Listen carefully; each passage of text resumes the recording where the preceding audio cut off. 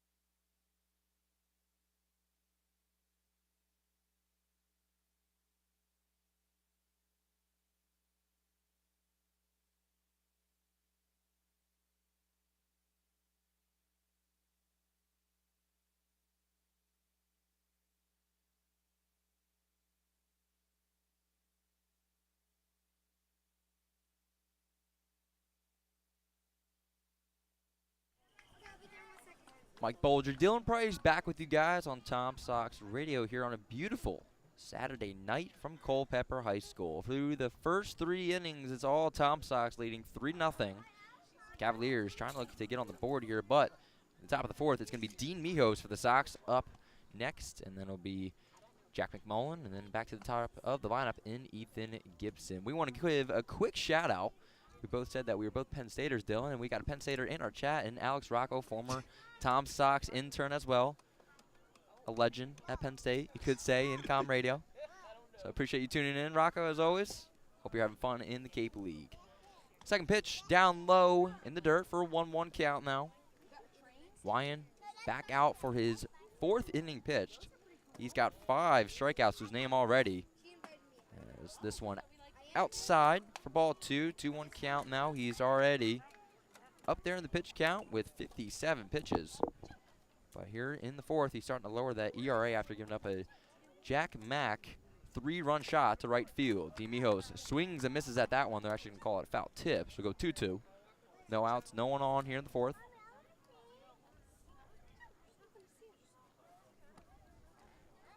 crowd packed here from Culpeper High School.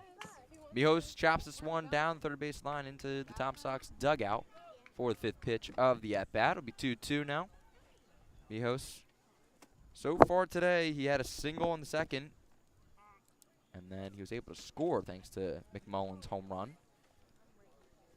Now here in the fourth, the 2-2 count. This one fouled back. He's staying alive for now the seventh pitch of the at-bat upcoming. Wyan has faced 3 jams, and all things considered, he's 1 of 3 in getting stung by one of them, and the man he was stung by is in the on-deck circle in McMullen. Otherwise, a solid outing. Mijos chops it again to the backstop. Will remain 2-2. This will be the 8th pitch of the at-bat. So Mijos already trying to dig into the starter's pitch count, which already is starting to get up there in the count. 37 strikes, 25 balls. Mijos with a single today and already 2 hits in the series. Takes this pitch down and away for now a full count. And Dylan, I don't know how this one's going to end, but it's going to end in the favor of the Tom Sox here with a already 9th pitch underway. The 3-2. This one down away, and with 9 pitches, Dean Mijos walks over to first base and becomes the first base runner here for the Tom Sox in the top of the 4th. Jack McMullen. And now here comes the man himself, Jack McMullen, who brought 3 home in Nick Parham, Mijos, and himself with his first long ball of the VBL season, as we called it up here, a Big Mac, and it was off the yellow plastic out there in right field, just nearly sneaking over. Hey, it counts, and it's got the Tom Sox up right now. First pitch to McMullen is down in the dirt. Chrisman has to bat with his chest, keep it in front of him. It'll be a 1-0 count, and as you said, Big Mac. We also have a Colby Jack, so I guess you can say that the nicknames in this Tom Sox lineup are not lackluster, to say the least. It's be 1-0. No outs. Mijos taking his lead over there on first. Has some speed to him. Got a stolen base last night. There he goes again. No, he faked it. Now McMullen chops this one over to shortstop Schulman. He's going to charge it. No, now it's Howard on third. He bobbles it. And McMullen reaches base safely for the second time tonight. Advances Mijos to second. And just like that, Tom Sox have 2 aboard here in the top of the 4th. With Howard charging after it, you assumed Mijos would advance to second safely, negate the double play opportunity, but thought the throw would get off, but an error there is now going to sit Ethan Gibson in a really opportune spot with 2 on and nobody out. Gibson in the series 0 of 7, looking for his first base against the Cavaliers in the playoffs. He'll show a bunt outside. Umpire calls ball, so it'll be 1-0.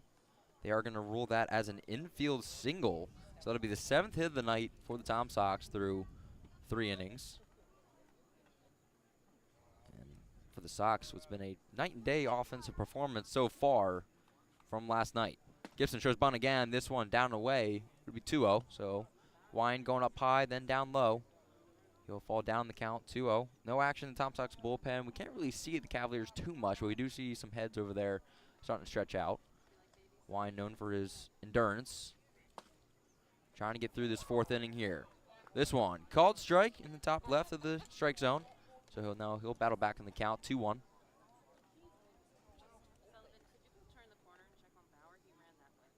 Wine focusing home on the plate, now looks at Mijos on second.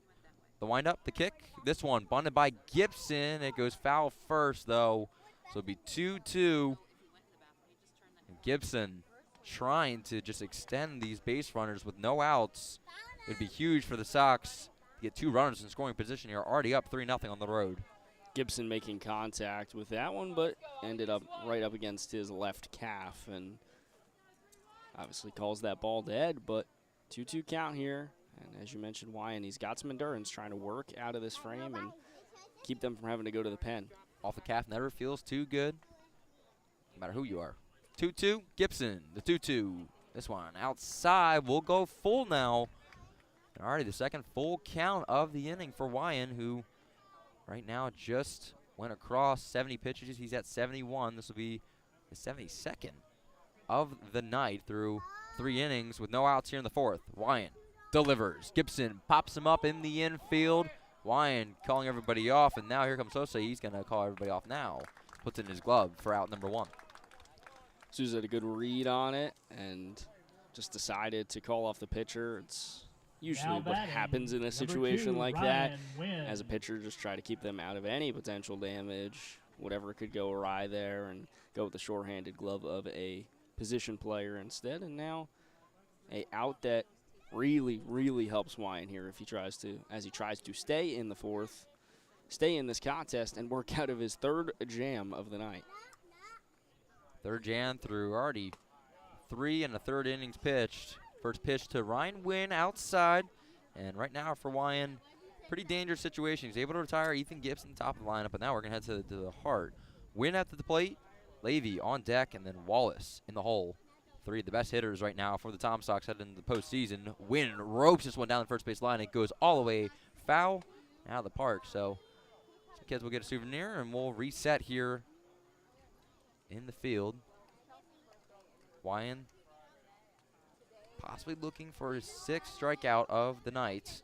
He started off with 5 through the first 3. Does not have 1 this inning.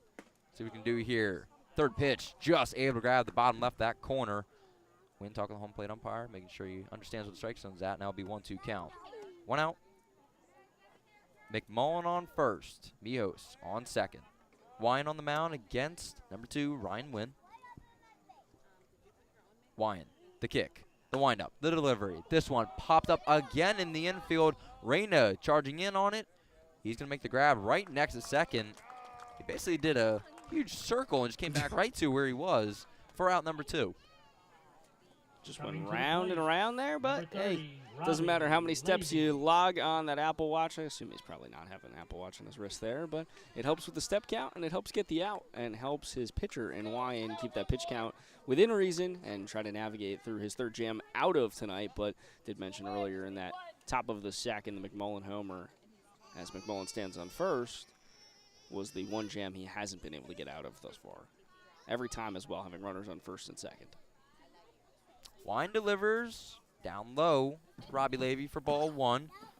And the stats tonight, Charlottesville with 3 runs on 7 hits. 1 of those is coming right now in the 4th inning. And they've left 4 men on base. With 2 outs here, Wyland's trying to make it 6 with Mijos on second and McMullen on first. That one delivered right down Main Street for 1-1 count. 2 outs.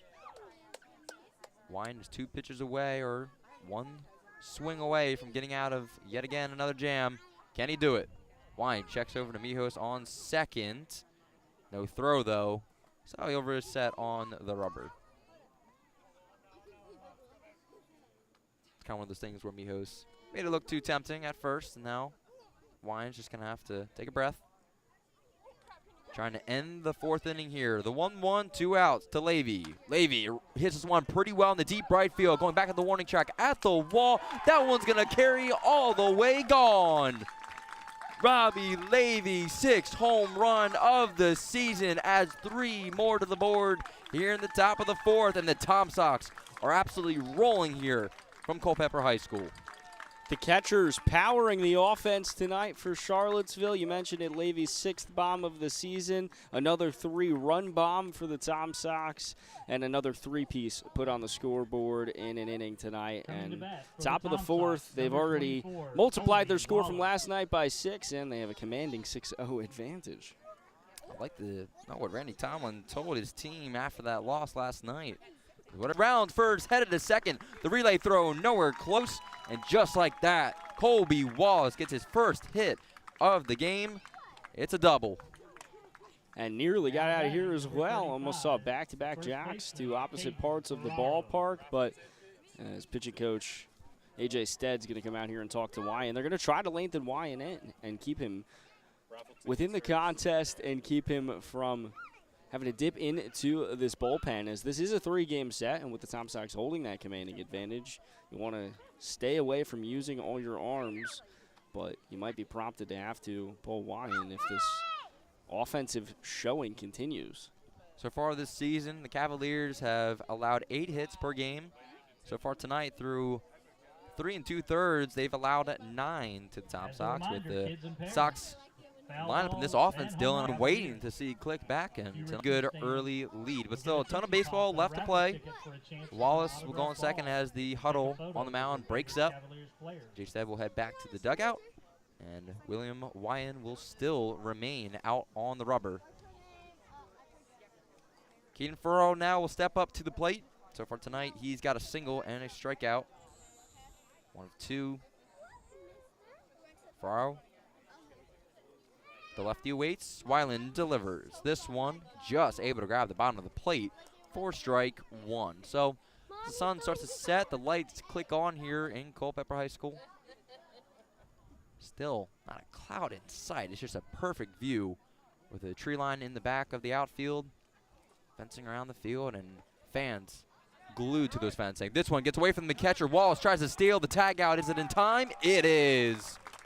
What a throw from Chrisman behind home plate. Able to keep the ball in front of him long enough to get Wallace out on third. That ends the inning, but another 3-run shot for the Tom Sox by Robbie Levy extends their lead to 6 as we head to the bottom of the 4th here on Tom Sox TV.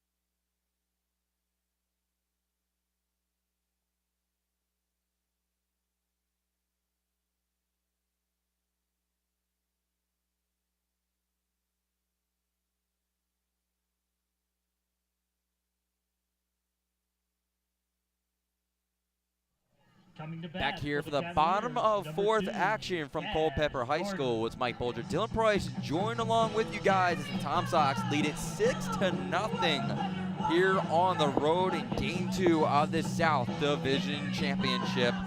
Right now, Kaz Jordan, the leadoff hitter, will come up for his 2nd plate appearance of the night. Chase Stryker back out for his 4th inning of action. First pitch, down away for ball 1. It's been a terrific start thus far for Stryker, but now it's the see what you made of a time. The 2nd time through the order, 2nd time at the top here with Kaz Jordan. 2nd pitch in for strike 1. And to your point, Dylan, the Tom Sox, every batter has almost gotten up 3 to 4 times now. For the Cavaliers, they've only gone through the lineup 1 time. Now here in the 4th, Jordan will look to get things started. And 3rd pitch in for strike 2. Just, again, able to grab that corner. Seems like the pitchers are working around the strike zone, not right down Main Street. The 1-2, Stryker delivers. That one a little too low. Be 2-2 now, no outs, no one on. It'll be Kaz Jordan, Gabriel Larry, and then John Howard all due up for the Cavaliers. Looking to get something going here. Stryker fires. Jordan, check swing. Did he go? He didn't. He'll go full now. So Stryker led the count with 1-2. Now he's got another full count to start the bottom of the 4th inning. We do see some action happening in the Cavaliers bullpen, so Wyan's night could be coming to a close. This one gets away from Stryker, goes all the way into lefty's batter's box and into the backstop. So Jordan will walk over to first base, and just like that, the Cavaliers have one on here in the bottom of the 4th. 2nd time tonight, Kaz Jordan has reached base, both by way of walk. 1 of 3 base runners tonight for the Cavaliers. And every time that the Cavaliers have been able to get a runner on, Dylan, it's followed right up with a double play by the Tom Sox. Tom Sox have 2 double plays on the night. So it'll be interesting to see it here. Gabriel Larry due up. 0-0, check swing, fouls off of his bat. That pitch was pretty close to him, high and upside for the righty. And for Larry, as we just mentioned, had that ground out to Wallace, who then line out to Wallace, who then turned it for 2 as Jordan stole second. Caught him lacking on the base paths for the double play in the first. Now here in the fourth, Larry takes that pitch inside for ball 1. It'll be 1-1 as Dylan finally, that sun sets, and it feels so much better. Definitely one of the costs of having a call outside in the elements. Third pitch lands for strike 2 on the bottom left of the strike zone, away from Larry. Larry coming into the contest was 1 of 9 in the playoffs so far, had 1 RBI. Was held to 1 last night. This one, it chopped over to Wallace on third, grounds it, fires over to first base. And just like that, a fielder's choice gets 1 down, but Jordan advances to second base, and just like that, Cavaliers have their first runner in scoring position of the night. Kobe Wallace running it down, motoring over there, and getting the throw to Ferrero. And now, for the second time tonight, Stryker goes head-to-head with Howard. He got the win the first time with a backwards K in the scorebook, but you've mentioned it a little bit earlier, Mike. The Mount Olive third baseman, really corner infielder, has raked at a clip match by few in the Valley League this season. Leads the team in a variety of categories, including hits, runs driven home, and now sits with the runner in scoring position, and a speedy one at that in Kaz Jordan. Struck out looking in the first, was 1 of 2 of Chase Stryker strikeouts already tonight. If I say strikeout one more time, Dylan, just mute my mic. Stryker fires this one for a 1-0 count. Jordan kind of dancing around over there on second base. Wynn is shadowing him on second, with Gibson on shortstop playing it farther back, guarding that left side of the infield. Jordan dancing around, Stryker just staring him down. Now, this one hit pretty well by Jordan, going all the way back to the warning track. Miho says he's got it. He does. Jordan tags up. The relay throw to Gibson. He misses it. Wallace, the tag. Did he get him? No. Man, what a cannon of a throw from Mijos in dead center field. Almost got Jordan at third, but now the Cavaliers are 30 feet away, 90 feet away, excuse me, from scoring the first run of the night. I mean, what a throw from Mijos. The Chanticleer nearly gunning him down, but Kaz Jordan able to slide in there safely. Ethan Gibson actually thought he was going to have to cut it off. Instead, stepped out of the way when he realized it was on a line. It was just a matter of Jordan and that speed. 2 up, Demery takes the first pitch in for strike 1, and already Dylan went to Big Ten Media Days earlier this week for football, and already I'm thinking of yards instead of feet. Said 30 yards instead of 90 feet, but still all the same way. Jordan, 1 base pad away. Stryker delivers this one fouled down behind the Cavaliers' home dugout. So now we go down 0-2, 2 outs. Demery, the righty against righty in Chase Stryker.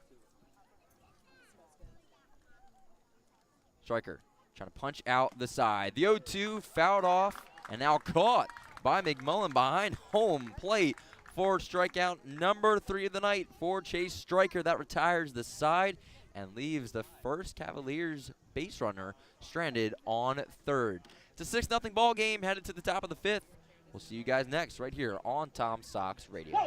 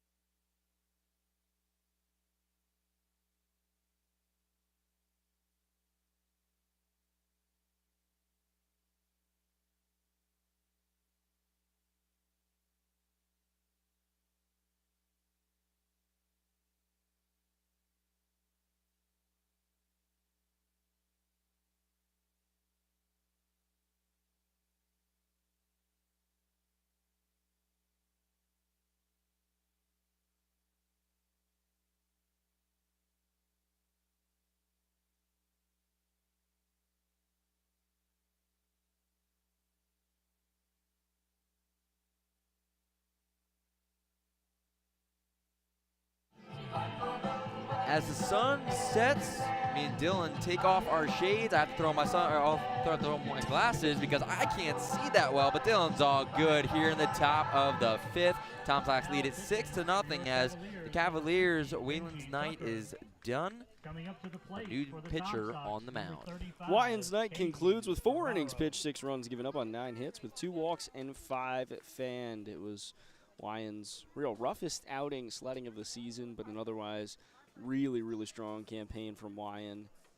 And now Benji Tucker, who's started quite a few games for the season on the Cavaliers as well, and can be a long inning reliever, and now we'll see him in here as the middle relieving duties. He'll face Caden Ferraro, who was batting last inning, but Colby Wallace was caught stealing going to third base, so his at-bat was never finished. He'll come back here for the top of the 5th. Second pitch roped into the shortstop's glove. That's Shulman, fires over to first base in time for out number 1. Cooper Blauser will now have to come up and face Tucker for the first time tonight. For Tucker, so far this season, he's 2 of 2. He has gone a 5.85 ERA. 10 games, as Dylan mentioned, 4 starts. He's gone 27, almost 28 innings. With that out, it will be 28 now. 17 strikeouts, 14 walks. He's allowed 30 hits on the season. He's faced the Tom Sox total of 3 times throughout the season. So Tucker's definitely got some experience against this lineup. First pitch to Blauser is in for strike 1. Blauser tonight has not recorded a hit. He flew out to the second baseman in Rainier and then struck out in the 3rd. Looking for his first hit. Blauser steps in. Tucker delivers outside. Tucker throwing a lot of heat as he comes off the bullpen fresh. No one on. Tucker back out onto the mound. Righty v righty. This one hit pretty well in a deep left field. Tracking it is Larry all the way to the wall. That one drifts foul.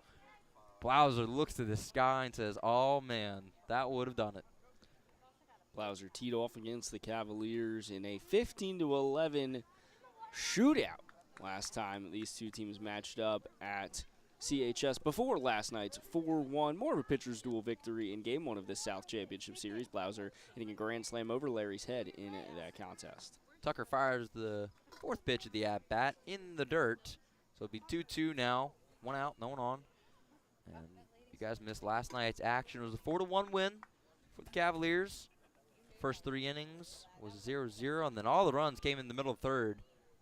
The Tom Sox scored 1 thanks to Ryan Wynn crossing home plate. And then the Cavaliers responded with 4 runs in 2 innings. That was the 5th and the 6th. Then it was zeros all the way through to the 9th inning. Blauser rips this one over Shulman's head on shortstop. It's going to get to the wall in left field. Blauser rounds first, headed for second. The relay throw not there. Blauser with a stand-up double. It's the 2nd of the night for the Tom Sox with 1 out here in the top of the 5th. Batting next for the Blauser's 3rd double of the season, first here in the postseason play. And now sets up Parham with 1 out and a runner in scoring position. Blauser, first hit of the night as well. First hit also of this series after going 0-4 last night. So now Nick Parham will step on in. Already has a single in the 2nd. He was able to score off the Jack Mack home run to right field. That went off the wall. Me and Dylan looked at each other, said, is that gone? Umpire said yes, so we said okay. Parham, first pitch, first swing. This one out to Larry in left field. He puts it in his glove for out number 2. Blauser fakes a tag at second, kind of just dancing around, messing around. And now there's 2 down. Bring up D. Mijos. Next up to the plate for the Tom Sox. Runner in scoring position still remains. Blauser didn't move from second either, but Mijos now digging in. He's got a single and a walk tonight and has come around to score 2 of the 6, a 3rd actually, of the Tom Sox runs. Some quick fractions for you there. Quick fractions, me and Dylan know math, but hey, we've been pretty good tonight. Bottom of this lineup has done a lot of the workload so far tonight. They've got 4 hits, and they've reached base 5 times. So bottom 3, hey, we can get it done. You can get it done. First pitch to Dean Mijos is outside. It will be 1-0 with 2 outs. Blauser, not a big lead over there on second with Rainier, the second baseman, shadowing him. Tucker stares him down. Takes his foot off the rubber for a second. Now readjusts. Tucker One checker, one check, two check. Now he fires. Mijos rips it down the third base line and foul into the Tom Sox dugout. And it actually trickles all the way to left field. So Larry's going to have to run out there and scoop it, toss it to the Tom Sox bullpen. So quick, brief timeout here. Mijos is able to score also off that Jack Mack home run right field, who right now stands on the on-deck circle. With 2 outs here, it's not guaranteed we'll see him. Tom Sox would like to see him, though, with Blauser on second. Mijos at the plate. Tucker fires. That one hits the shoulder of Mijos. It's the first hit by pitch of the evening for either squad. Just like that, Tom Sox have 2 on here with 2 outs in the top of the 5th. Coming to the plate, number 11, Jack McMullen. McMullen, a single and a homer thus far tonight, but he's going to face Benji Tucker for the first time in this evening's contest. And going to work with 2 on and 2 outs. And Tucker's going to actually now have a conversation with his catcher in Chrisman as they try to figure out a plan to attack. McMullen tonight, those 2 hits on the season, had 6 coming into tonight. Has really found a nice rhythm. Cavaliers looking to score their first run of the game in the bottom of the 5th. Dylan Price will take over at that point. Takes a breath, stares Blauser down on second. McMullen off the ground and possibly off his foot. Just kind of shakes that one off. It'll be 1-1 now, 2 outs. And with that Mijos hit by pitch, the bottom 3 of this order in Parham, Mijos, and McMullen have reached base 6 times. 2 by walk, 4 by hit, 1 home run. They've accounted for 5 runs, 5 of the 6 that the Tom Sox have. Tucker delivers. McMullen got a little chop swing there. Goes into the back fencing, favoring the Cavaliers side of the dugout. Now it'll be 1-2, 2 outs. Tucker coming in for relief in the 5th inning. Can get out of the inning here.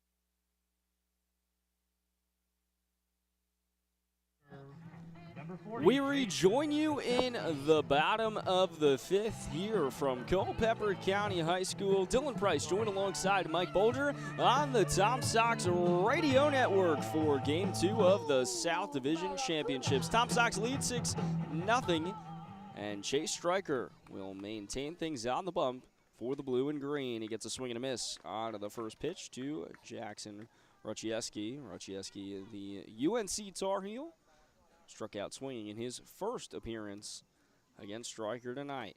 The 0-1 whiffed on yet again. The count will go to 0-2. Want to thank you all for hanging with us on this gorgeous Saturday evening. If you couldn't make it out here to Culpeper County High School. The 0-2 from Stryker. Tried to get the outside corner, but to no avail. So we'll go to a 1-2 count as it sails over the head of Stryker on the throw from McMullen. Second baseman Ryan Wynn will retrieve it. Throw back to the Chanticleer. And we will go with a 1-2 count. Ruchieski last night, as Mike mentioned earlier, a stellar performance, driving home 3 of those 4 runs in Culpeper's 4-1 victory. Striker, the 1-2, is lined over to Wallace, who gloves it. Colby Wallace gloves it and snares it in for the first out here in the bottom of the 5th. Second line out over there on third base for Colby Wallace. Man, he's had a couple hitters come his way. He's able to flash leather, though, just like a goalie in hockey, and retire one now.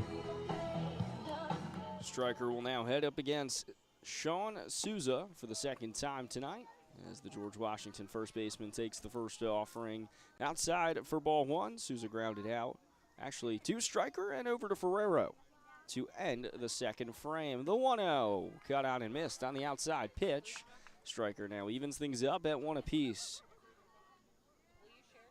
It's cool. We got to see Sean and Robbie Levy kind of meet in the middle of the ground when they were kind of both warming up.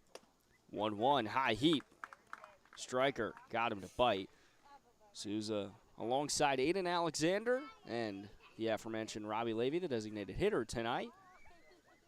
3 of George Washington's finest in this contest. The 1-2 from Striker. Got him swinging. Striker, another one tonight, his 4th in the contest. And that's 2 outs here in the bottom of the 5th. Got him up high. A little more of an off-speed pitch that Striker likes to use in those 1-2 count situations. I don't think he was looking for the strike zone there, but was able to get in the chase. And now Schulman coming up. I mean, Dylan, when you look at this lineup, this is only their second time through this Cavaliers lineup that has carried through the playoffs, and with a lot of reps too. So the fact that they're not getting too many now is a little concerning for these fans. Striker will let that baseball go on the battery back from McMullen. He'll get a fresh baseball for the 1-0 count incoming. Rocks, kicks the leg, fires, whiffed on there from Schulman. Schulman, the Harvard shortstop, walked and ended up a part of a 5-4-3 double play in the 3rd. The 1-1 outside for ball 2. 2-1, 2 outs. Striker rocks, kicks the leg, fires just outside. Count goes to 3-1. And Striker stares over to first to Ferrero. Try not to let a base runner on here. Cavaliers trail 6-0. Tom Sox trying to hang on to that lead. The 3-1 paints the outside corner. Schulman started trotting over to first on the walk, but he will head right back. Striker, full count. 2 outs. Here in the bottom of the 5th. Winds, fires inside for ball 4. It's going to get away from McMullen. Schulman will head over to first, and now Chrisman will dig in with 1 on and 2 outs here in the bottom of the 5th with his Cavaliers. The home team tonight trailing 6-0. It's game 2 of the South Championship. We mentioned Culpeper taking game 1 last night on Charlottesville's turf and setting this up for a do-or-die game for the Sox. Sox win. They extend this to a game 3 back at Willie T. Barnett Field tomorrow. If the Sox fall, Culpeper will advance to the Valley League Finals. But thus far, Sox in control 6-0. Throw over from Striker to Ferrero, checking in on Schulman before he'll fire the first offering here to Chrisman. And that walk to Schulman is the 4th of the night for Striker, but every time they've been able to keep him at bay. The only one was Jordan getting over to the 3rd base in the 4th. 1-0. Count will be now as Striker's pitch sailed a little inside on Chrisman. Chrisman, the catcher from Rutgers, representing the Scarlet Knights here in the Valley League. 1-0, fouled back into the cage behind home plate. The Scarlet Knights. I feel like you got to say it like that if you're going to say it. Some emphasis. 1-1 incoming here from Striker. He stares over to Schulman at first. Now we'll get ready to deliver the offering. Chrisman grounded into a double play last time. He'll throw over to Schulman and check in on him. Ferrero and him will play a little pitch and catch as Striker will settle back in here. Chrisman grounding into that aforementioned 5-4-3 double play. 1-1, 2 outs, 1 on here in the bottom of the 5th. Cavaliers trailing 6-0. Striker fires the 1-1. Couldn't get it to go on the inside corner. Second time he missed there on Chrisman. Count goes to 2-1. Striker looks for the sign from McMullen. McMullen, part of the pair of catchers powering this offense tonight. The 2-1 off the tip of the bat, and count goes even to 2 apiece. McMullen, a 3-run bomb in the top of the second, and then in the top of the fourth, a 3-run bomb from the catcher with an off night tonight in Robbie Levy. He's the designated hitter. As a pair of 3-run jacks have the Sox up 6-0. 2-2, 2 outs, 1 on. Striker throws over to Shulman yet again, tried to catch him off guard, but Shulman dives back in safely. It's the white pants with the navy blue jerseys for Culpeper this evening with the yellow lettering. For the Tom Sox, navy blue with the green lettering and the green sleeves. Striker rocks, fires inside. It's going to get a piece of Chrisman. Chrisman heads to first. It's the first hit batter for Striker this evening. Now batting for the 2 now on the night for both squads, and this home crowd starting to get a little into it. They've been a little quiet. Now they're starting to pick up the pace here as they know how important each runner is becoming as we head to the back half of this game. Now Adam Doffenmeyer, if you can hear us over the speaker, there we go.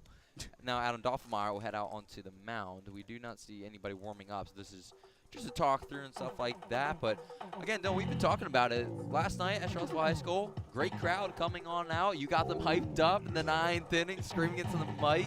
And then here at Culpeper High School, we've got quite the crowd happening, and also in attendance, the VBL commissioner in Robert Bowman, known as Porky to many of the VBL fans and committees. So got some important people in the crowd as well here, Dylan. Everyone's important if they're here at Culpeper County High School tonight, although there's someone who calls the shots for the league in attendance as well. Nice crowd here on hand as we make for their first 2-0-2 with 2 on and 2 outs here in the bottom of the 5th. Striker toes the rubber. Gets set, takes a deep breath, rocks, fires. The 0-2 is on the line into left field. It's going to drop down for a base hit. The runner stutter step for a moment. Now he's going to go, and he will slide in safely. Tyler Schulman comes all the way around from second on an RBI single from Christian Reyna. It's the first base hit allowed from Striker this evening here in the 5th. Took the no-hitter through 4 2/3, but Reyna stings him for the first run given up tonight as well. Well, and just like that, Chase Striker gives up his first hit and first run, and Ryan Hanks, number 46 for the Tom Sox, pops up off the bench, and he's starting to warm up in that left field bullpen. So Striker could start to see his night dwindle down here, but he still got to get out of this inning. Guy on second and first. Kaz Jordan digs in. He's walked both times thus far tonight. And the first pitch to him inside for ball 1. Jordan, third plate appearance for him as we're back at the top of the order. And as Mike mentioned, some long toss begins for Hank. Striker guiding the Tom Sox through some length, but now in a bit of tough waters here in the Cavaliers. They break through their first run in the contest. It's 6-1 here in the bottom of the 5th. Striker, though, still stands with 2 outs. 2-out RBI single from Christian Reyna.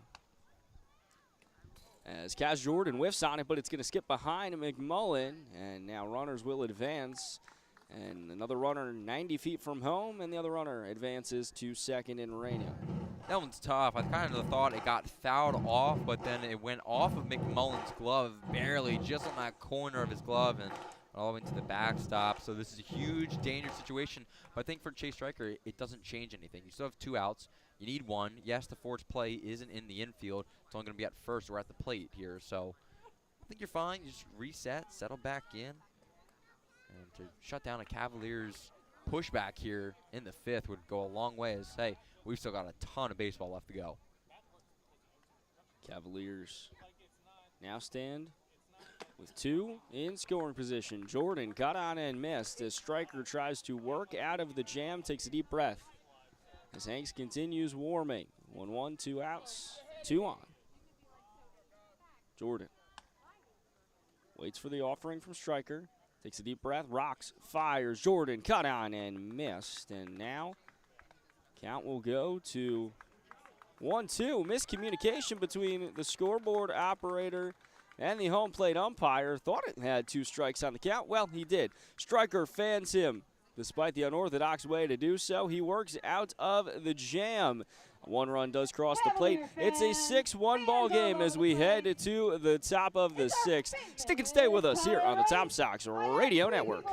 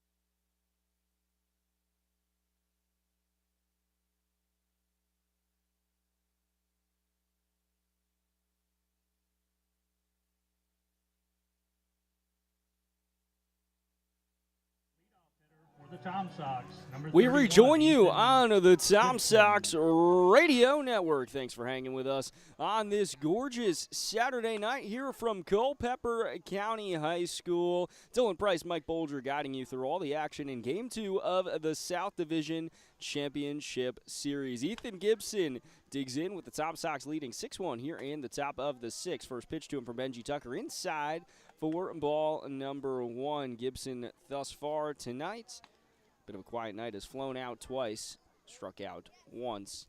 Gibson, the Virginia Tech Hokie, has been a part of the Tom Sox lineup since the very first game of the season, and now crucial part in them getting into the postseason. Gibson, once again, almost same location on the offering from Tucker for ball number 2. Great crowd here from the Cavaliers tonight. We're able to be amidst it as a location just under the press box of the Cavaliers. A little folding table, lawn chair set up. We're taking in the baseball game. Gibson on a rope into right field. Underneath it, though, is Ruchieski for out number 1. Well hit ball from Gibson, but his third fly out of the evening.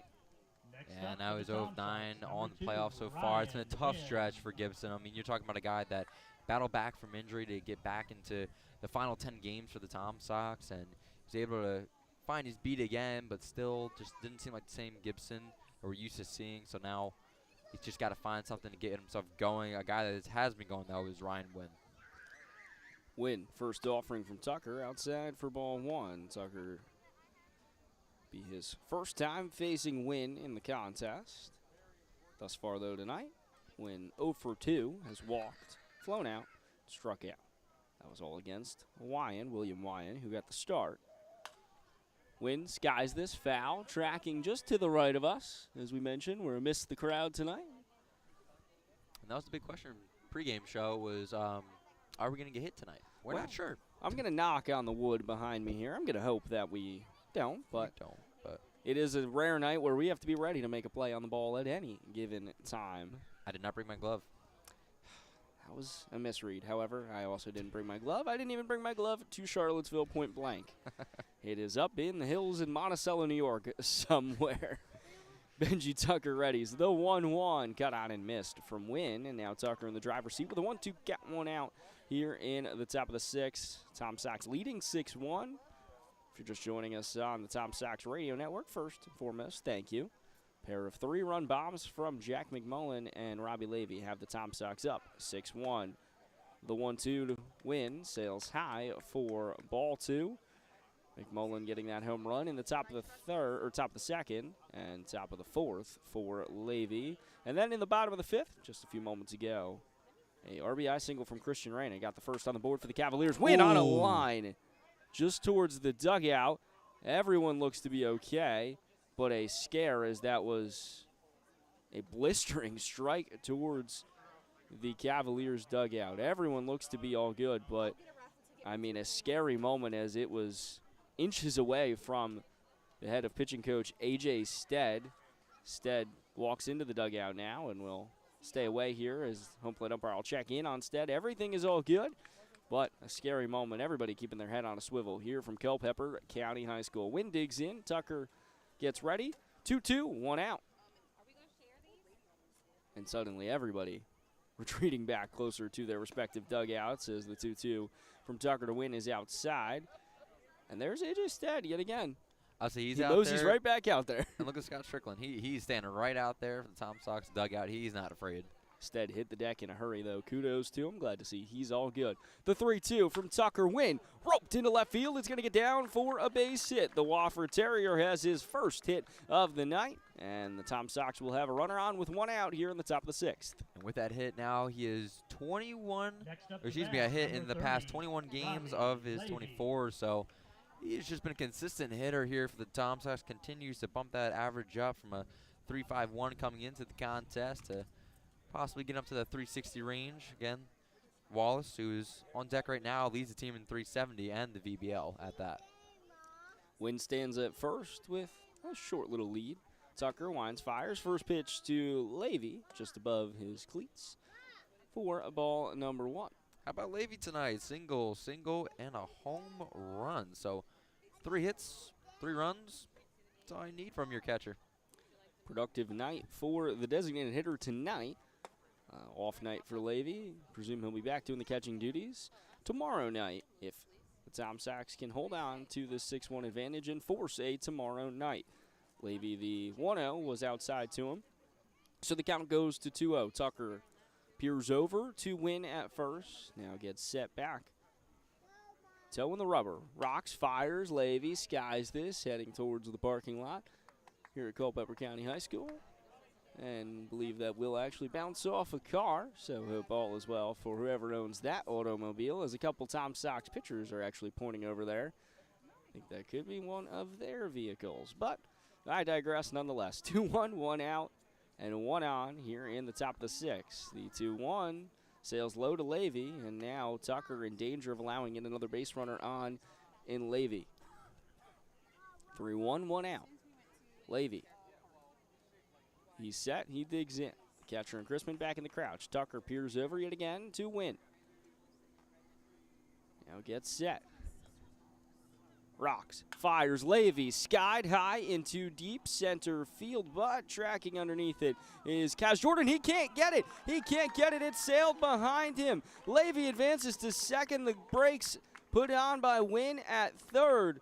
But Kaz Jordan thought he had a read on it cleanly from our vantage point, but it sailed over his head just short of the wall. Levy into second, Wynn into third, and now Colby Wallace digs in with 2 on and just 1 out here in the top of the 6th. And the Tom Sox looking to build upon their already 6-1 advantage. So at first it seemed like Jordan tracked it pretty well, and then he lost it in the sky somewhere, and then he deked the runner, and Ryan Wynn, I think if that drops, Ryan Wynn scores if Jordan doesn't stand there acting like he's about to catch it.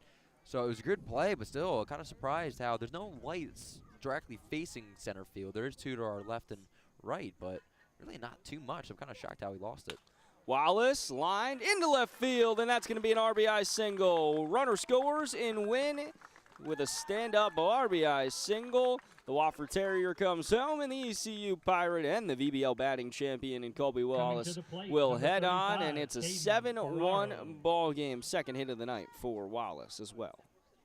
I mean, this top of the core of the lineup really getting it done right now. I mean, again, it all started off with that error from Jordan in center field, and now Wallace takes advantage of it, scoring Wynn. And Levy, Randy Talman thought about it, but I think it was too shallow in left field for Larry to possibly gun Levy down at home plate. Just a And hey, reminder that's to a all way for your fans, team to foul respond balls on are the property of the road in a tough Cavaliers. environment. Please, kids and They parents, just scored one, please return gaining any some foul balls to traction the with their concession first stand. hit and run For a of the Tootsie Pop entire and a raffle game, ticket and you come for right a back chance up to win a an couple autographed moments ball later and and take a picture score, with your favorite and now you're still Cavalier threatening fans. with runners in the corners Cavaliers and only one out, Dylan. appreciate you It's returning the foul quite the ball. response, to say the least.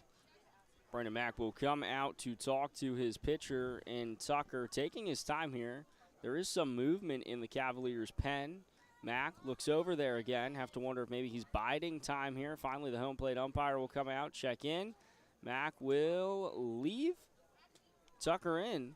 He will just shout one last defensive alignment to Shulman and Howard, and now we'll retreat back into the dugout.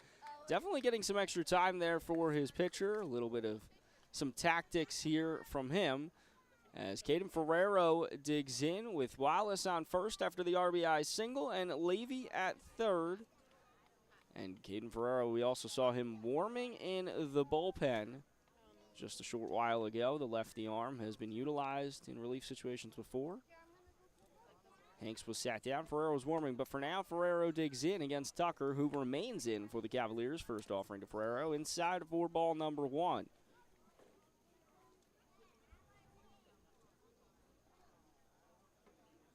Ferrero readies Wallace, a small lead over at first. Same thing goes for Levy, 90 feet from home. Ferrero sharply hit into left field. Larry can't read it. Now he can. He comes back to corral it in.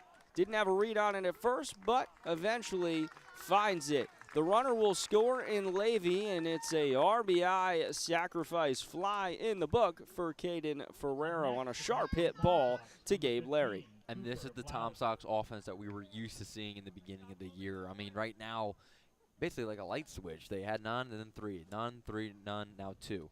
And this is just the offense that just kept chipping away at their lead and just kept climbing back in the games and kept just building off their leads early on. So if the Tom Sox keep this offense going, not only in this game, in this series, man, they're going to become that dangerous team again.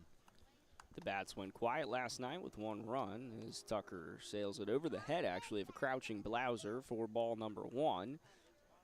But tonight they've erupted. It's an 8-1 advantage here in the top of the 6th for the Tom Sox. With 2 outs on the board, though, they do still have 1 on, and Wallace. Blauser digs in, sharply hit into the cage behind home plate. And the count goes even to 1 apiece. Wallace standing at first after the RBI single that brought home 1 and win, and now a second run comes home on an RBI sac fly from Ferrero. And Tom Sox in control in a do-or-die elimination game. Blauser, the 1-1 to him. It's just about calf high, so they'll rule it ball 2. 2-1, 2 outs, 1 on. Nick Parham, fellow ECU Pirate of Kelby Wallace, stands in the on-deck circle. Blauser trying to see if, well, we can see him. The 2-1 from Tucker. Blauser skied into center field. Jordan back on the track. This time he will come underneath it for out number 3. 2 runs come across as Kelby Wallace drives 1 home. Caden Ferrero the other. Tom Sox call State Farm. They get a little insurance. They lead 8-1 as we head to the bottom of the 6th. Hang with us here on the Tom Sox Radio Network.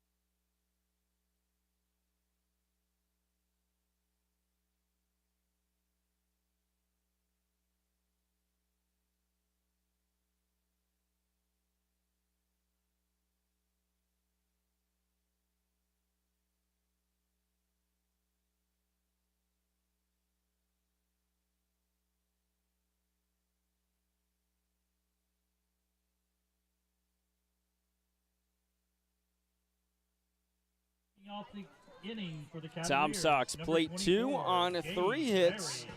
but leave 1 stranded. They lead 8-1 as we rejoin you here in the bottom of the 6th. Swag surfing blares through here at Culpeper County, but all the swag, all the mojo currently stands with the visitors in the Tom Sox by way of Charlottesville. Dylan Price, Mike Bolger here with you on the Tom Sox Radio Network, audio-only stream tonight. Thanks for hanging with us. Despite some technical difficulties, as we brave the elements and brave the spotty Wi-Fi here from Culpeper County High School. First pitch from Chase Stryker, who remains on as he paints the outside corner. Called strike 1 against Larry. It's 2-3-4 in the frame. Larry, Howard, Demery. 0-1, misses inside for ball 1. Ryan Hanks had ceased warming, but now he is doing a little long toss yet again here out in the left field bullpen for the Tom Sox. Stryker remains on in the start. The 1-1 outside for ball 2, 2-1 count. And now Jack McMullen will come out of the crouch and come visit Chase Stryker. As Randy Tomlin, long leash on Stryker tonight. He'll use that 7-run advantage and try to get some extra length out of the Chanticleer. Yeah, this just feels like Stryker's going to be out here for 1 out. Then Ryan Hanks may come in to relieve as his warm-up gets a little more serious now in the full wind-up and back on the rubber in the bullpen. So I think 1 out here for Stryker, buy some more time with McMullen going out there. Then maybe another mound visit here, and then we'll probably see Hanks coming up soon. Stryker, the 1-1. Incoming to the Mississippi State. Left fielder and Larry. It's outside. Another ball here. Larry ready. Stryker takes a deep breath.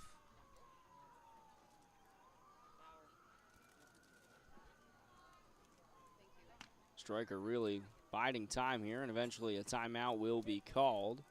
Pitch clock, maybe?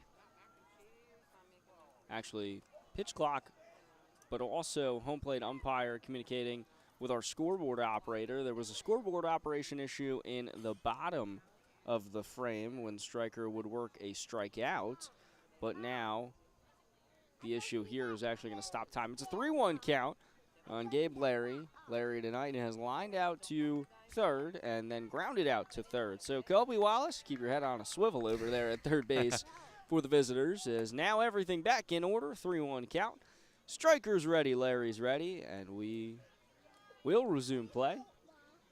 Stryker rocks, fires outside for ball 4. Larry will trot on over to first, and we will keep an eye over on the visiting dugout Number 17, to see if this chess match, Howard. if any moves are made. No, they won't. Stryker will remain in to face maybe the most dangerous bat in the lineup for Brandon Mack's Cavaliers, as John Howard from Mount Olive digs in with 1 on and no outs here in the bottom of the 6th. Cavaliers trail 8-1.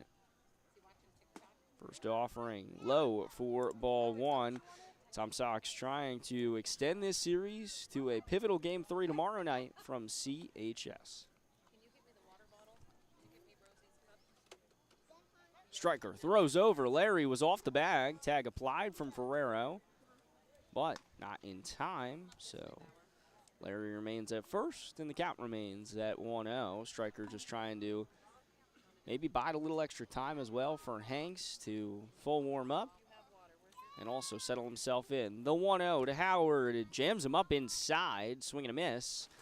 So he nabbed a piece of it at the tail end there, but either way, it'll go down in the book as a strike. It's a 1-1 count. And for Stryker so far this season, his longest outing is 4 2/3. He's already through 6 right now. So it's kind of shocking, and you're kind of playing with a little bit of fire here with Stryker's endurance going into the 7th.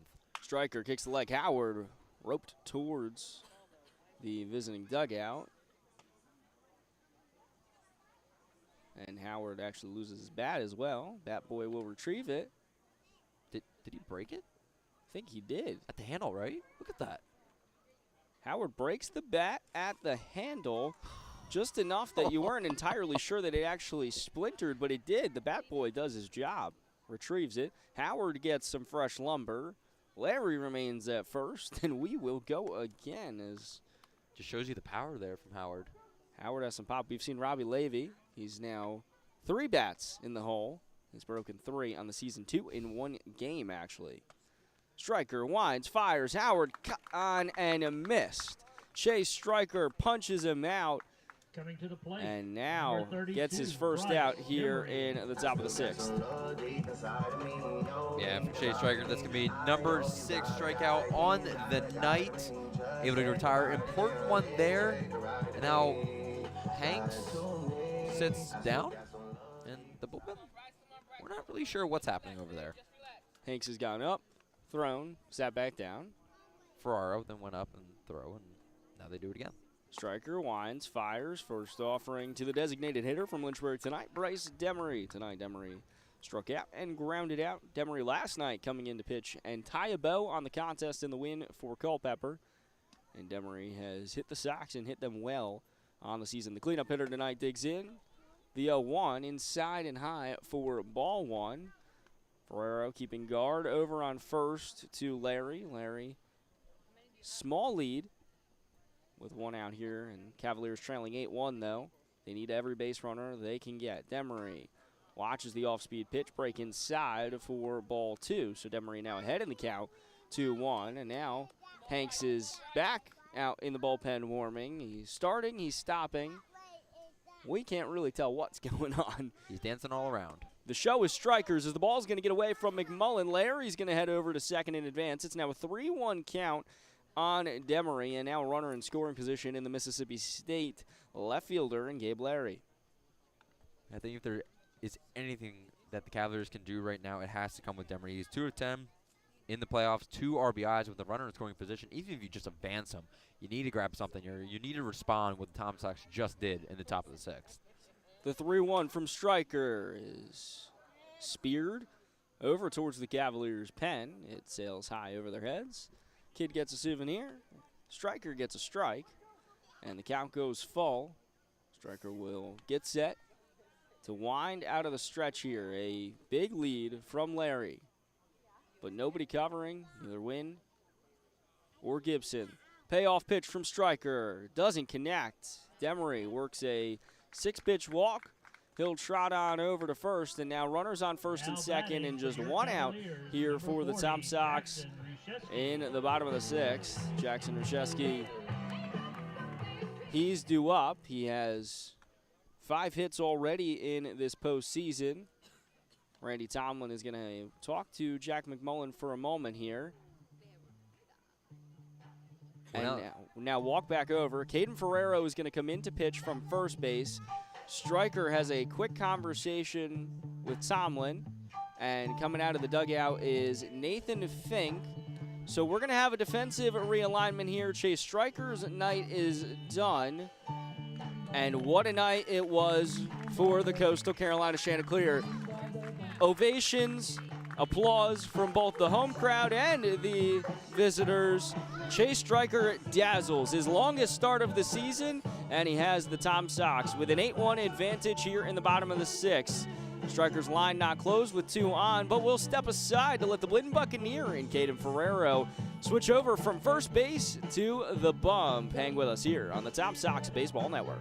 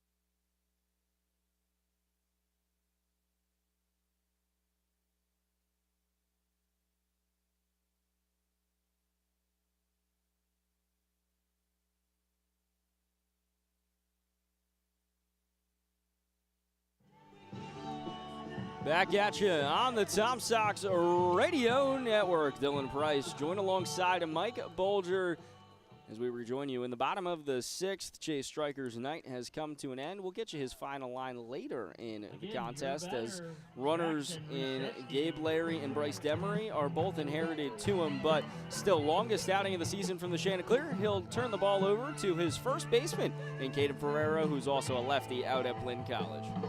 Yeah, Caden Ferraro so far this season, 2 games, both in relief. He's got a 6 ERA flat, 3 innings pitched, 3 strikeouts, 1 walk. He's allowed 3 hits. So far this season, his longest outing was 2 innings pitched on July 7th against the Braves. His second outing came on July 19th against Lumberjacks, where he only went 1 inning, allowing 1 hit against 4 batters. So, has not faced the Cavaliers yet this season.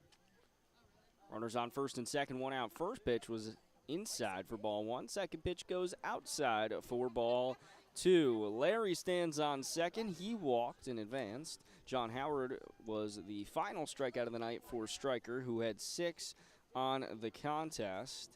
And then a walk to Demery would prompt the end of his night. Ferrero gets a foul ball induced off of Ruchieski. With the hot streak that the Tar Heels been on, Tomlin makes the call to the pen. But a stellar outing from Striker, giving way to Ferrero here. Ferrero at the dish tonight has singled and drove home a run in 4 plate appearances. But now he's going to be tasked with biding some valuable innings here in Game 2 of this South Championship Series. Tom Sox win. They force a Game 3 tomorrow back on their turf. Cavaliers can come back. Well, Tom Sox season would come to a close. Runners on first and second. The 2-1 from Ferrero is once again fouled back. This time with a little bit more oomph, but in the same location from Ruchieski. Count goes even at 2 apiece. Ferraro mostly fastballs in his arsenal. We do see a slider, curveball every so often, but for the most part, he's a reliever. He just kind of keeps his arsenal limited and then uses it enough as he can, but for him, it's mostly heat on the mound. Hangs the arm, the southpaw, sets, checks to second, now winds, fires, 2-2, just misses high. Count will go full. In danger of walking one, but in the on-deck circle stands Sean Souza. Quiet night for him in 2 plate appearances against Striker, but it'll be everybody's first at-bat against Caden Ferrero. Out of the stretch, payoff pitch is inside for ball 4. Ruchieski will head to first. Demery to second, Larry to third. Everybody advances a base, and the bases are juiced with no place to put. First time that the Cavaliers have loaded the bases tonight, so great opportunity, only 1 out. This is an infield, though, that has turned 2 times tonight, so you can't put anything away from them. See what Ferraro can do. Cut on and missed as Souza swings at the first pitch he sees. So 3 walks in the frame, 1 from the reliever and Ferrero, and a pair of them from Striker before he'd come out. Ferrero winds, fires, connects, and the count goes to 0-2. So after walking 1, Ferrero now in the driver's seat here, trying to get his second out. It'll be his first out, but second out for the Tom Sox in this bottom of the 6th. Ferrero winds, fires, cut on and missed. Plays the strings and retires him. Ferrero's first strikeout of the outing, and now 2 outs on the board here in the bottom of the 6th with the Tom Sox leading 8-1. Well, I was just about to say, Tom Sox have let up 3 walks in this inning, 7 on the day with 1 hit by pitch as well. So for the bullpen, you got to find something here to get some traction. Ferrero finds it with 3 strikes. First offering to Schulman, cut on and missed, and Ferrero now finding a rhythm. Bases still juiced, all by way of walk. 2 from Striker, 1 from Ferrero, but now Ferrero has 2 outs on the board and opportunity for any play in the infield. Ferrero kicks the leg, fires, called strike 2, right down the middle. So it's a 0-2 count. 2 outs, 3 on. Ferrero tries to work out of the frame. He'll step off the rubber. Call time, but now we'll resume. Ferrero, glove high, gets the sign from McMullen. The Blinn Buccaneer kicks the leg, fires, called strike 3, rung him up. Caden Ferrero works out of a bases loaded situation, to escape with no damage on the board from the Cavaliers. No runs, no hits, no errors. 3 men, though, left on the base pass. We head to the top of the 7th. Tom Sox lead 8-1. Keep it with us here on Tom Sox Radio Network.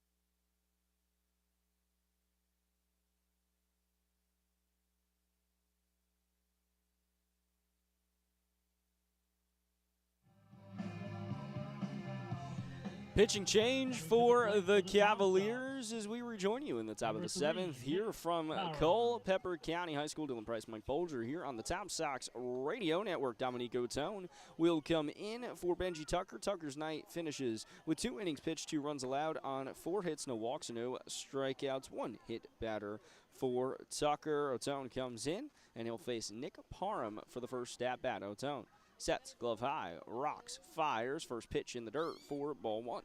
Via Columbus State University, the rising freshman stands at 6'3", 200 pounds.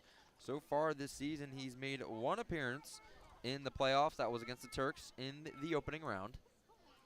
The 1-0 drops it in a bucket for called strike 1. Where he went 1 inning pitched, had 1 strikeout, but gave up a handful of runs.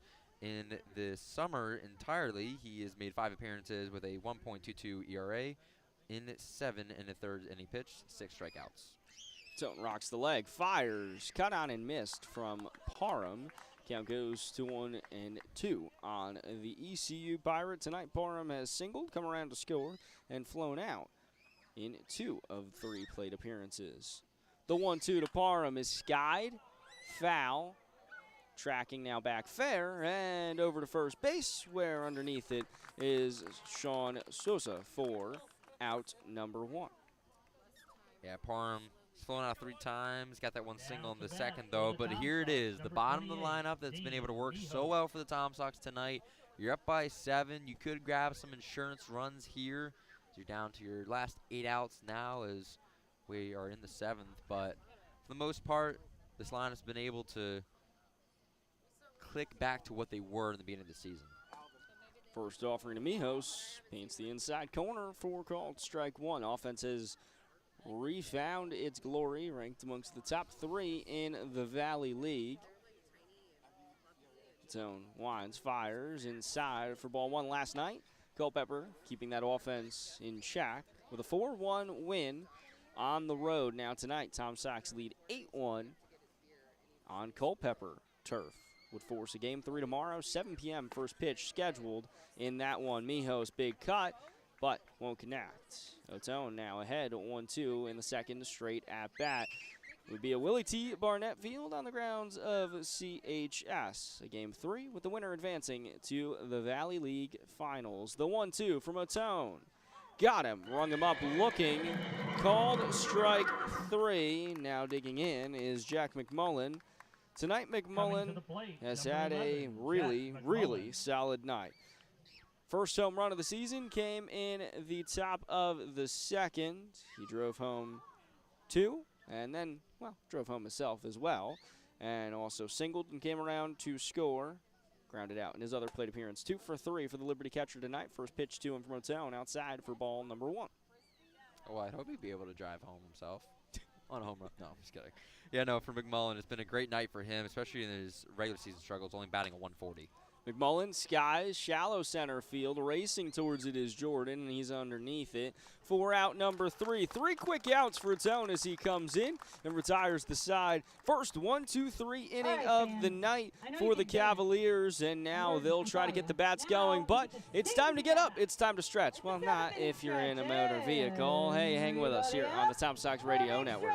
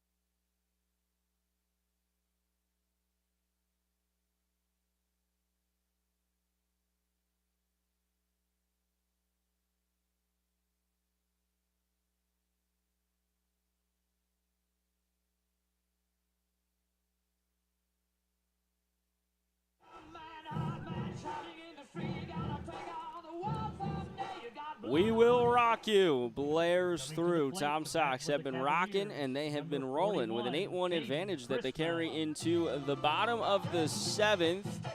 But the Cavaliers have the opportunity to flip this on a dime in front of a home crowd that has come out in droves tonight. A huge crowd for the Cavaliers as they try to advance to their first Valley League championships. They hold a 1-0 lead in the series, but the Tom Sox, as I mentioned, lead 8-1 here in the bottom of the 7th. Ferrero's first offering as he continues on in relief of Jay Stryker. Inside for ball 1, the 1-0.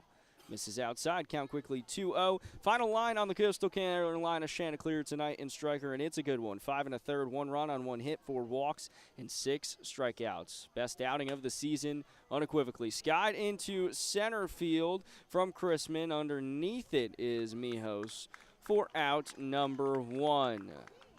Grabbing these quick, easy outs for Ferraro is going to be key, not only for this game, but for the arms later down the road. Right now for the North, it's all the Cannons about to possibly sweep the Express in 2, so they're going to get an off day.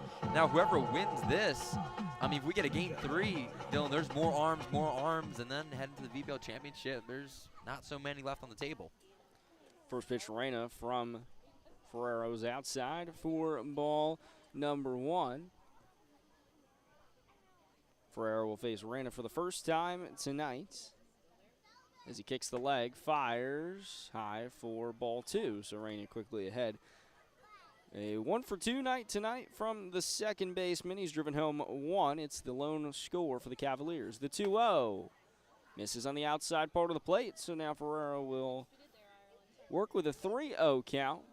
And 1 out after that quick fly out from Chrisman, the catcher from Rutgers. Ferrero kicks the leg, fires, get me over fastball, connects. And the count goes to 3-1 with 1 out. No movement now in the Tom Sox pen. Daniel Powell from Esaw State was up for just a beat. The 3-1 cut on and missed. Ferrero got him to bite. And the count now full with 1 out here in the bottom of the 7th. Tom Sox leading 8-1. Ferrero winds, fires, payoff, pitch. Fouled back into the cage behind home plate. In the on-deck circle, we'd go back to the top of the order. It's the center fielder from VMI, Kaz Jordan. Ferrero, glove high, kicks the leg, rocks, fires, cut on and missed. Caden Ferrero, 3rd strikeout of the outing. He has dealt since entering in relief of Chase Stryker. Well, since coming in, he's allowed 1 walk, and then ever since, boom, boom, boom, boom, boom. 3 strikeouts, 1 flyout, and it's been all Ferraro's show. Again, trying to just save the Tom Sox bullpen with arms and endurance, and he's doing it here in the 7th. Ferrero, first offering to Kaz Jordan. It's outside and high for ball 1. Kaz Jordan tonight reached base safely in 2 of 3 plate appearances, both by way of walk. Just 1 hit on the night for Culpeper. Lined over to Gibson, plays it off the bobble, and then throws it over to first. Robbie Levy leans in and picks it up for out number 3. So we saw a 1-2-3 inning from Culpeper, and same thing goes for the Tom Sox here in the bottom of the 7th.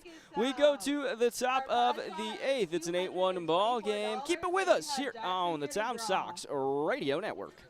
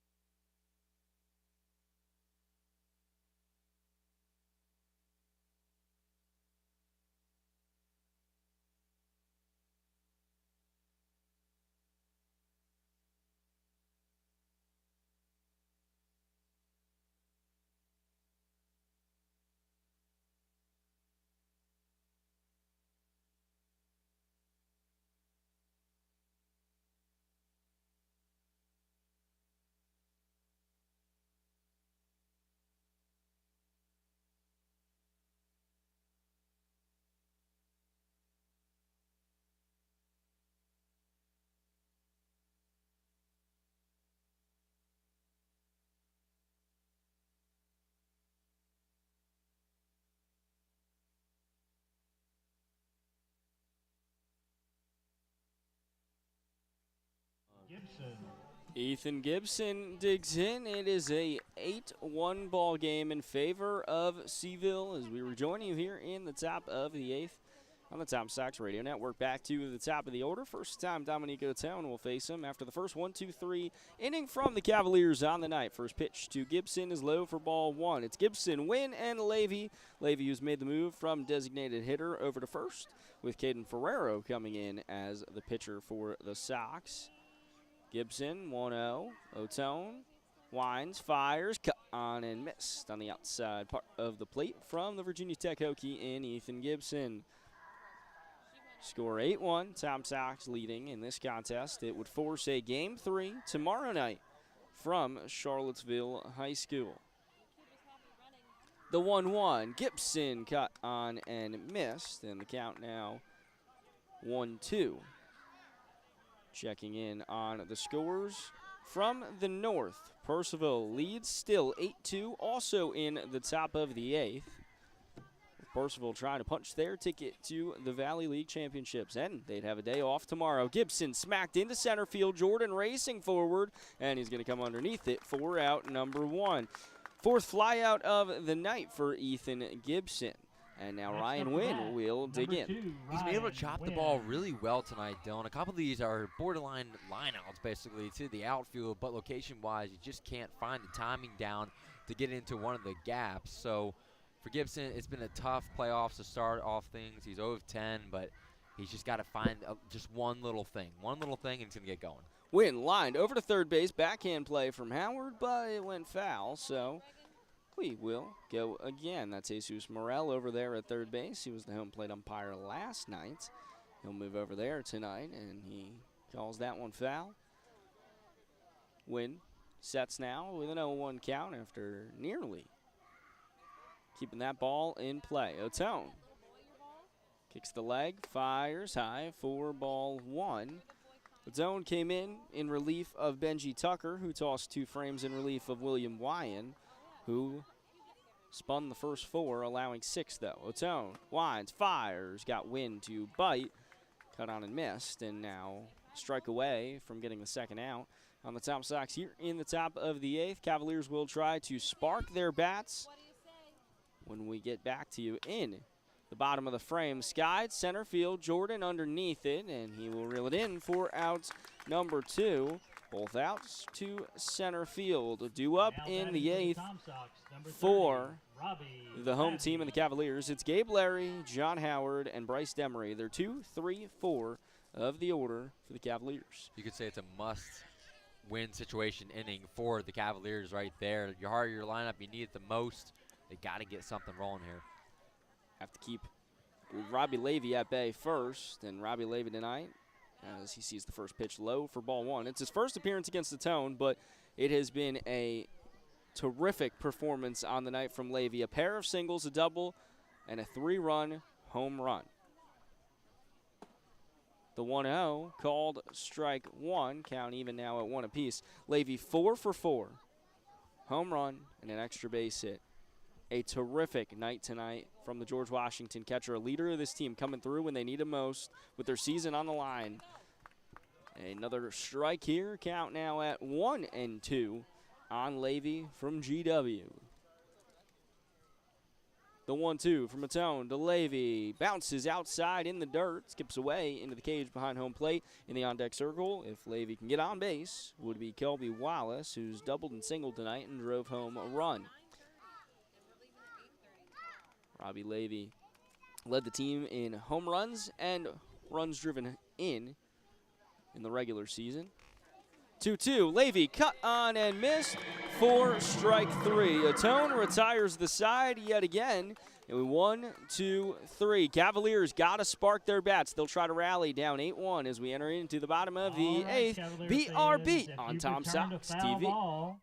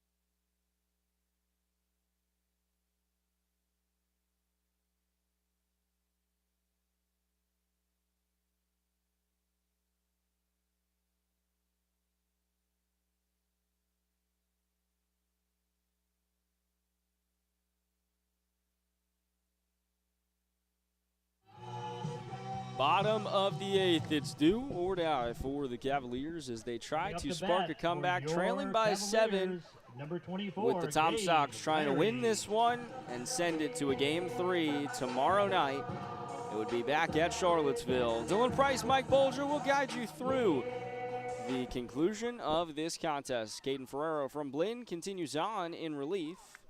First pitch called strike 1. It's the heart of the order. Gabe Larry, John Howard, Bryce Demery, 3 of the most productive hitters in the Culpeper lineup. Larry snared, way foul down the first base side. And now Larry will dig in a 2-strike hole against Ferrero. Ferrero has struck out 3 since coming on in relief of Stryker. Tried to drop that one inside on Larry, the Mississippi State left fielder, but it's called ball 1. It's a 1-2 count. Chase Stryker, best start of the season, giving way to Ferrero. Once again, missed inside, almost exact same spot for Ferrero. Count goes even to 2 apiece. Striker 5 1/3, 1 run on 1 hit with 4 walks and 6 Ks.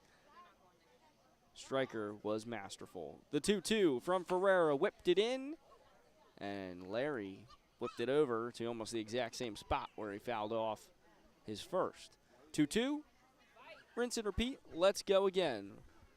Here in the bottom of the 8th, Cavaliers down by 7. Ferrero winds, fires off-speed pitch. Rung him up. Ferrero, 4th strikeout since entering in relief of Striker, buying some valuable innings for Randy Tomlin out of the bullpen. And, well, he continues to dominate.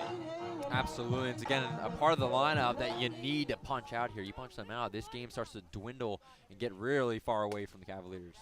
First offering to Howard, high for ball 1. Howard tonight has struck out twice and flown out once. The Mount Olive third baseman has powered this Cavalier offense all season long. Ferrero taps the chest, says to McMullen, I just missed on that one. It was low for ball 2. 2-0 count now here for the Buccaneer. He winds, fires, and gets Howard to bite. Big cut from Howard. Didn't connect. Count goes to 2-1. 2-1, 1 out. Cavaliers need some offense. Ferrero sails it high and outside for ball 2. No movement in the Tom Sox pen. A rarity, as we've seen guys up and down throughout the course of the evening, but just one pitching change. It's Caden Ferrero's contest, at least for now. Ferrero, the 2-1. Called strike 2. Excuse me, the 3-1. Once again, a little bit of a scoreboard discrepancy, but full count, 1 out. Ferrero inside for ball 4, and now works the walk. He heads to first, and that is a big-time runner to get on here for the cleanup hitter in Bryce Demery. A huge one at that. You keep the inning alive, because with 2-out situation, you start to think to yourself, man, he's in a groove right now. Can any of us get on? They do there. It's, again, a huge at-bat for Howard. Now for Demery. This is a guy that's shown up in key situations. Can he do it again? Big cut there. He was looking to show up and show out. Won't connect, though, as Ferrero got him on the high heat. 0-1 hole with the 1 on.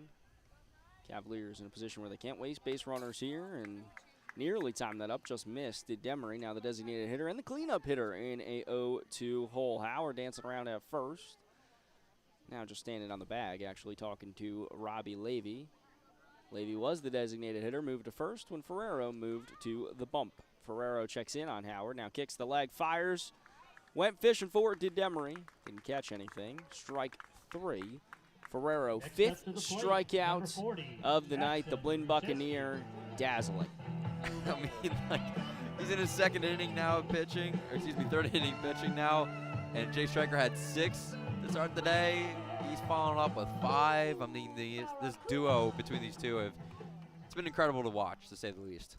1 run on 1 hit tonight for the Cavaliers. Offense has been stymied.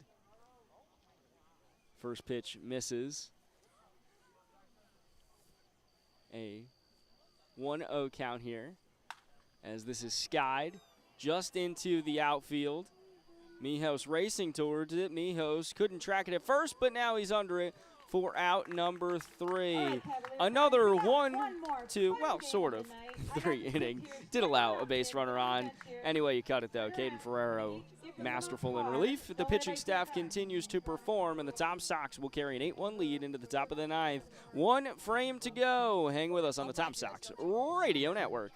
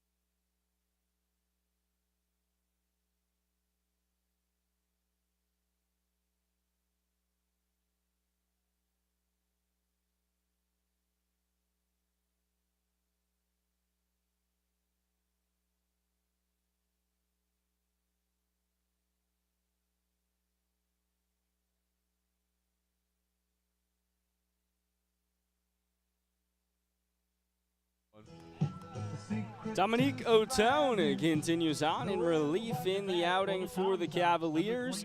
They trail 8-1. Kobe Wallace, the cleanup hitter for the Tom Sox, digs in. Charlottesville leads by 7 as they are an inning away from extending this series to a Game 3 back at CHS tomorrow. Check swing from Wallace. They'll say he didn't go around, so the count goes to 1-0. It's Wallace, the pitcher in Ferrero, and Cooper Blauser due up for Randy Tomlin's squad as the energy clear. Night and day from yesterday. Team is excited, exuberant, because they lead as Wallace fouls this down the first base side. Last night it felt like after it was a 4-0 scoring run for the Cavaliers that vaulted them out front, that the momentum in the air had really been sucked away from the Tom Sox, the #1 seed in the VBL South. It was a matter of whether or not they could dial back in today in a do-or-die, go-home game. But Tom Sox leading by 7, an inning away from living to fight another day. Otone fires in the dirt for ball 2. 2-1 count now here on Wallace. We talk about a historic start for the Tom Sox, 16-4 to start the season. Then they go 10 of 10 to end it, right? And it just like after they won the title, they just stalled out, losing 3 straight. Wallace skied high into shallow center field. Jordan racing forward towards it, loses his hat, dives in, and reels it in. Kaz Jordan, what a play. His 5th putout in center field, and he puts an exclamation mark on that one. My goodness, what a diving catch. I don't think it gets much better than that one right there.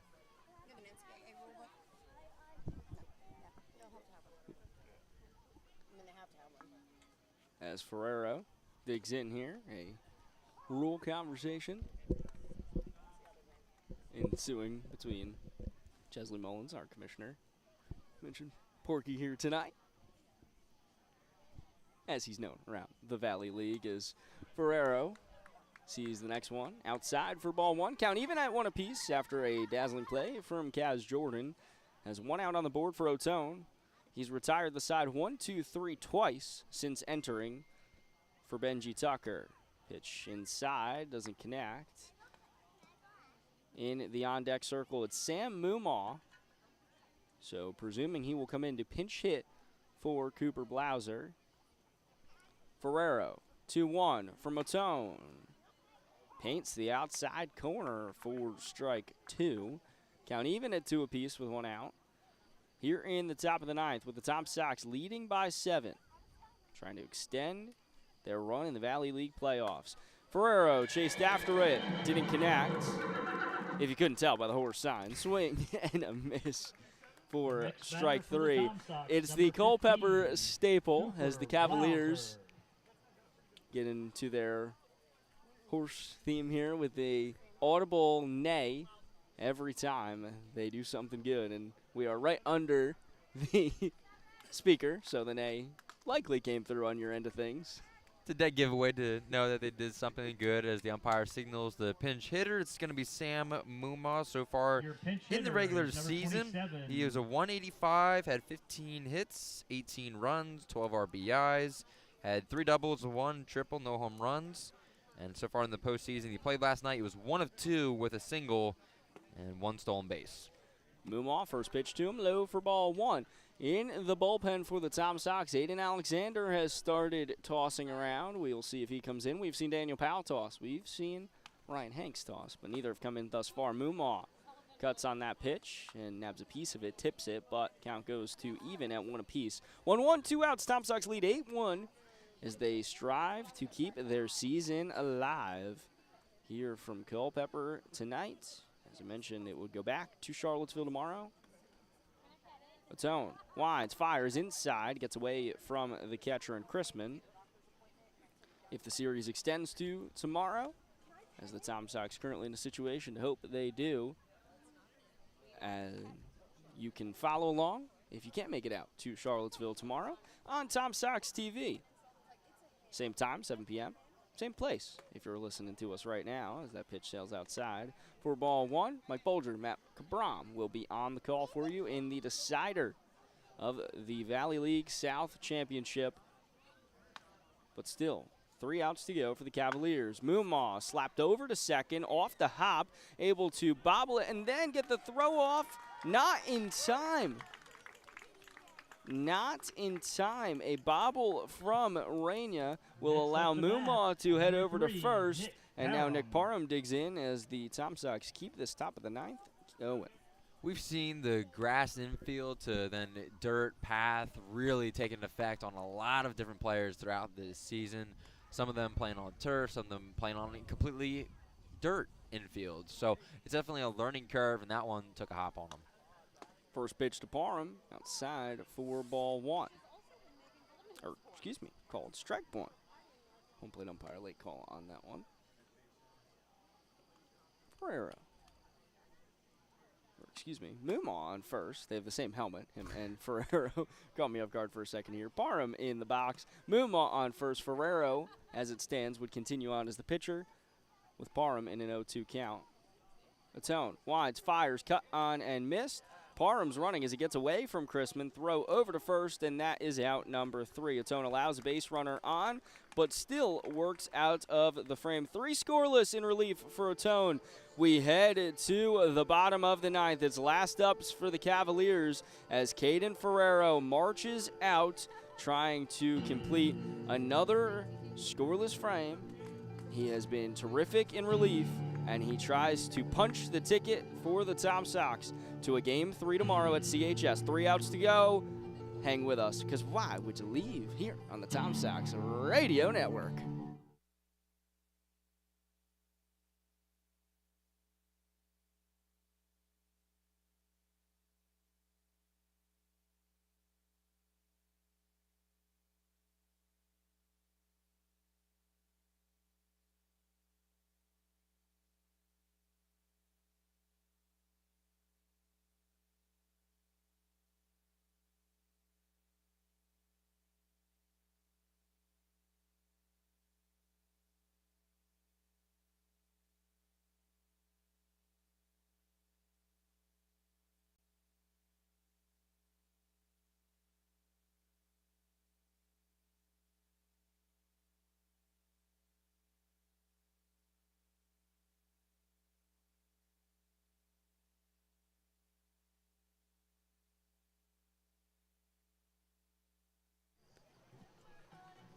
Chase Stryker tossed 5 1/3, allowing just 1 run on 1 hit with 4 walks and 6 strikeouts. He handed it off to Caden Ferrero, the reliever from Blinn, who has just danced and dazzled and dominated his way through a really strong relief effort as he winds, fires, the skips away from Sean Sosa for ball number 1. But Ferrero has 3 outs to try to retire the side. Aiden Alexander is warming, so we'll see if Ferrero gets all 3 of those outs as he kicks the leg, winds, fires, once again outside for ball 2. Tom Sox lead 8-1. It is a 7-run advantage with 3 outs as they try to put away Culpeper and force a deciding Game 3 tomorrow. Souza chases, won't connect. Count goes to 2-1. And you wonder how long the leash is here for Ferraro. So far this season, he's had 2 outings. 1 went 2 innings, 1 went 1 inning. Today, he's 2 2/3. So it's the longest outing by far this season with Aiden Alexander in. Wouldn't be shocked if we only see him for maybe 1 out if it goes well. Called strike 2. Ferraro stares down the pipe to McMullen. Fires the 2-2. Cut on and miss, strike 3. Caden Ferrero, 6th strikeout of the night. What a performance from the Tom Sox pitching staff in the game that matters most to keep their season afloat. 12 strikeouts now on the entire night. If I'm remembering this correctly, that's going to be the 3rd highest on the season. This bullpen has come up to show out. Ferrero and Stryker combining for what has been a 1-hitter tonight. What a performance. Chopped over to second. Wynn comes on, takes his time, throws it over to Levy, and retires Schulman. Cavaliers down to their last out. Tom Sox 1 out away from sending this to a Game 3 tomorrow, a decider from CHS.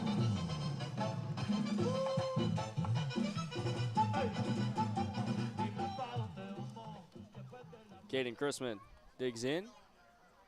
2 outs, smacked into right field. Parham chasing after it, and he's going to let it drop down as it was going to be a tough one to chase. Chrisman with 2 outs, singles here, and now the Rally Caps can turn inside out for Culpeper. They're going to need 7 runs to keep this alive, but they do send it to the man who plated that 1 run in Christian Reina, who had a RBI single in the bottom of the 5th to set them into this spot where they do have 1 run on the board, and also where they are not being no hit. They had a single hit off the bat of Reina up to this point, but now it is up to 2 hits after that single from Chrisman.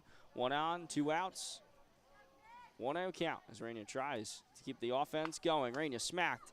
Ferrero chasing after it. Now Wynn is going to get there. Wynn going to scoop it. No, he can't. He can't. It slips underneath the glove.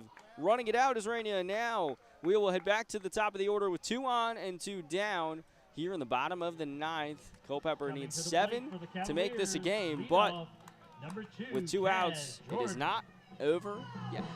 Well, the top of the 9th that Sam Muma hit was ruled as an error, the first error on the entire night, which for both these squads, for their infields and how they rank in the VBL, it's pretty darn impressive to say the least. We'll have to wait to see what they rule that one to be, but for now, again, just Ferraro, I think you just keep being basically a goldfish, right? You just focus on the batter at hand, focus on the pitch at hand. A little Ted Lasso reference from my colleague and Mike Bolger, who is just watching the show and working through it for the first time. I just finished it. It's great. There you go. It's great. That final episode was something to watch, man. 0-2, 2 outs. A strike away from sending this to game 3 is Caden Ferrero. Ferrero looks for the sign from McMullen. Fires out of the stretch. Off-speed pitch. Good morning, good afternoon, and good night. And that is that. We go to game 3 tomorrow in the VBL South Championship. It was do or die to keep their season alive. And, well, the Tom Sox do, and to a tune of an 8-1 victory here from Culpeper County High School tonight. I mean, let's just start this thing off with the bullpen. What a performance from Stryker and Ferraro. Last night, you had to go a long way with your bullpen. You had to dig deep with them.